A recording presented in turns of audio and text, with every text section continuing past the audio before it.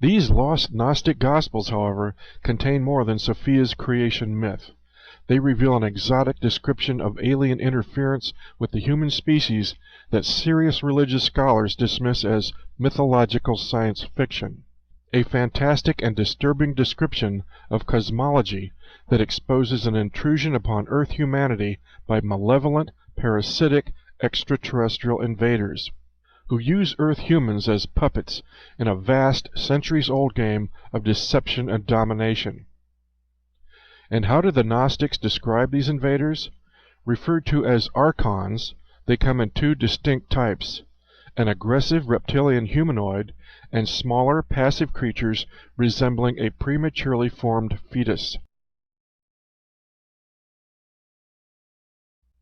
The astounding research into Gnostic mystery teachings by author John Lash in his extraordinary book Not in His Image may hold the key to unlocking the riddle of ancient extraterrestrial interaction and interference with human evolution.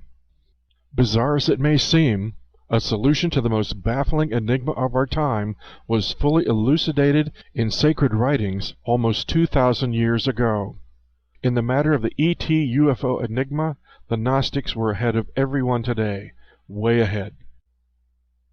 The Nag Hammadi material contains reports of visionary experiences of the initiates, including first-hand encounters with inorganic beings called Arcontes, beings that emerged in the solar system prior to the formation of Earth. Over time, an aggressive, masculine, reptilian leader, not unlike the biblical Satan, emerged. Arrogant by nature, this demiurge deems himself to be at the center of creation, lord of all he beholds. Gnostic texts state plainly that demiurge is insane, a demented god or impostor deity, and he works against humanity. Gnostics warn that we coexist in a planetary system with a demented entity who can access our world through our minds.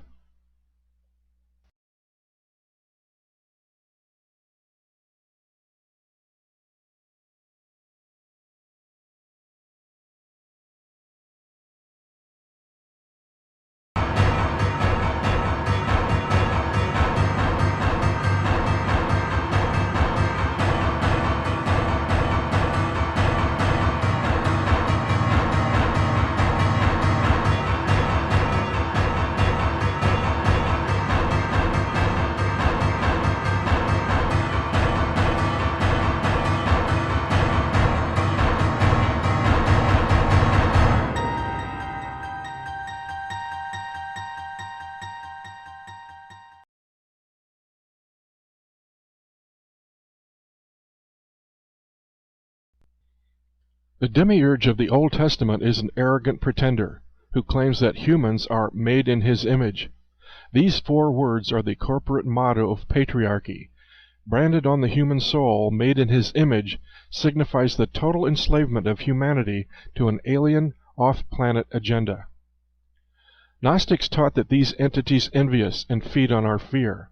Above all, they attempt to keep us from claiming and evolving our inner light, the gift of divine intelligence within.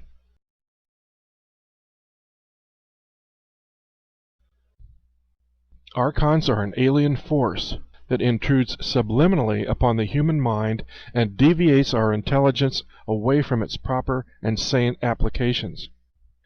They make us play out our inhumane behavior to weird and violent extremes. Archons are psycho-spiritual parasites. Gnostics detected the humanized face of the Archons in all authoritarian structures and systems that deny authenticity and self-determination to the individual. According to Gnostic perception, Jesus, if mortal at all, had been a prophet of Amor, the principle of love, and Amor, when inverted or perverted into power, became Roma, Rome, whose opulent, luxurious church seemed to the Gnostics a palpable embodiment and manifestation on earth of Rex Mundi's sovereignty, Rex Mundi being the Archon Lord of the material world. As such, Gnostics came to regard the Christian cross as the emblem of Rex Mundi, an icon of domination and control. Threatened by the growing popularity of these Gnostic ideas, Pope Innocent III launched a holy war in 1209 to eradicate such poisonous heresies. Whole populations were put to the sword in southern France in the Albigensian Crusade, which lasted for decades. This deadly campaign also spawned the murderous Inquisition, designed to ruthlessly exterminate any and all beliefs that challenged papal authority. This crusade was so successful that suppression of these Gnostic teachings has lasted until modern times, certainly a suspicious indication of archon manipulation.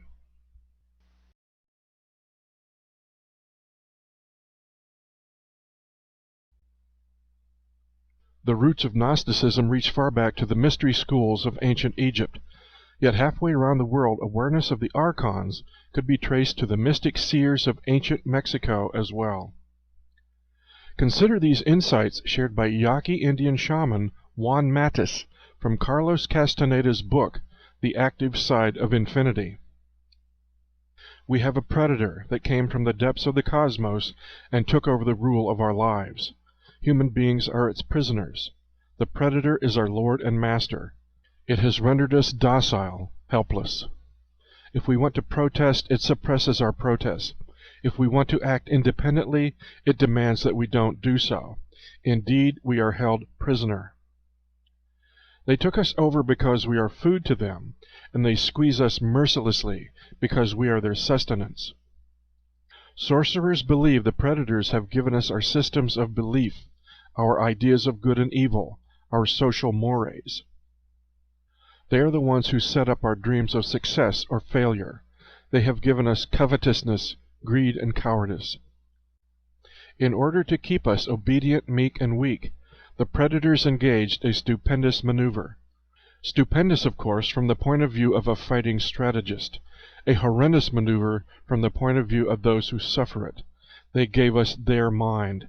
The predator's mind is baroque, contradictory, morose, filled with fear of being discovered any minute now. Sorcerers of ancient Mexico reasoned that man must have been a complete being at one point, with stupendous insights, feats of awareness that are mythological legends nowadays. And then everything seems to disappear, and we have now a sedated man. What I am saying is that what we have against us is not a simple predator. It is very smart and organized.